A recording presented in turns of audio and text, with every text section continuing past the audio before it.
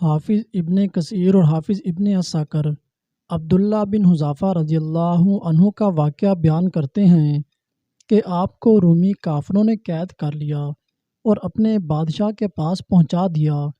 بادشاہ نے آپ سے کہا کہ تم نصرانی بن جاؤ، میں تمہیں اپنے راج پاٹ میں شریک کر لیتا ہوں اور اپنی شہزادی کو تمہارے نکاح میں دیتا ہوں۔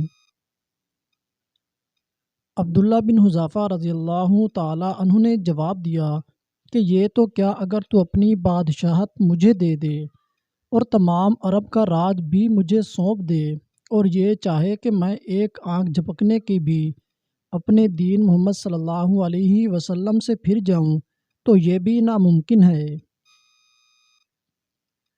بادشاہ نے کہا پھر تجھے قتل کر دوں گا۔ حضرت عبداللہ بن حذافہ رضی اللہ تعالی عنہ نے جواب دیا کہ ہاں یہ تجھے اختیار ہے۔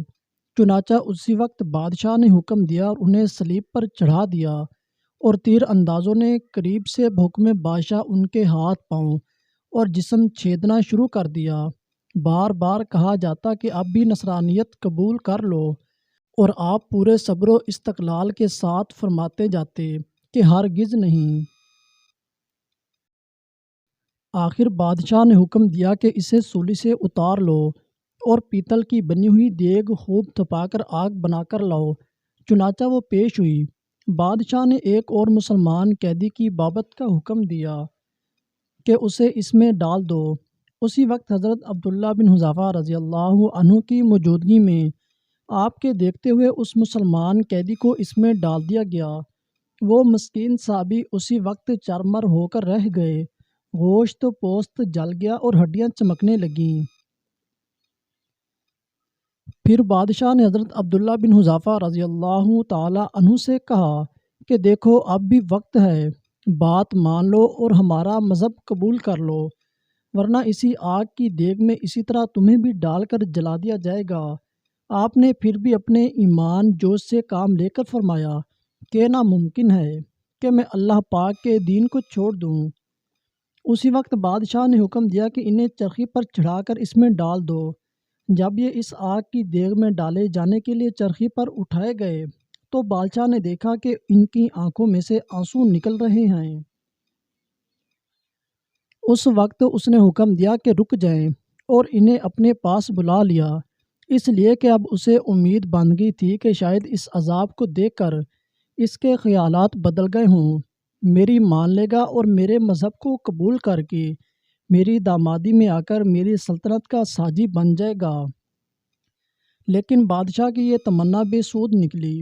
حضرت عبداللہ بن حذافہ رضی اللہ تعالی عنہ نے فرمایا کہ میں صرف اس وجہ سے رویا تھا کہ آج ایک ہی جان ہے جسے اللہ کی راہ میں اس عذاب کے ساتھ قربان کر رہا ہوں۔ کاش میرے روئی روئی میں ایک ایک جان ہوتی تو آج سب جانیں میں اللہ پاک کی راہ میں ایک ایک کر کے فدا کر دیتا۔ بعض روایات میں ہے کہ آپ کو قید خانے میں رکھا اور کھانا پینا بند کر دیا۔ کئی دن کے بعد شراب اور خنزیر کا گوشت بھیجا، لیکن آپ نے اس بھوک پر بھی اس کی طرف توجہ تک نہ فرمائی۔ بادشاہ نے آپ کو بلا بھیجا اور اسے نہ کھانے کا سبب دریافت کیا تو آپ نے جواب دیا کہ اس حالت میں میرے لیے جائز تو ہو گیا ہے، لیکن میں تجھ جیسے دشمن کو اپنے بارے میں خوش ہونے کا موقع بھی نہیں دینا چاہتا۔ اب بادشاہ نے کہا کہ اچھا تم میرے سر کا بوسہ لے لو تو میں تمہیں اور تمہارے ساتھ کے تمام قیدیوں کو رہا کر دیتا ہوں۔ آپ نے اسے قبول فرما لیا اور اس کے سر کا بوسہ لے لیا، اور بادشاہ نے بھی اپنا وعدہ پورا کیا، آپ کو اور آپ کے ساتھیوں کو چھوڑ دیا۔ حضرت عبداللہ بن حذافہ رضی اللہ عنہ یہاں سے آزاد ہو کر حضرت عمر فاروق رضی اللہ تعالی عنہ کے پاس پہنچے تو آپ نے انہیں بڑے ادب کے ساتھ ممبر رسول صلی اللہ علیہ وآلہ وسلم پر بٹھایا اور فرمایا کہ عبداللہ اپنا واقعہ ہم کو سناؤ۔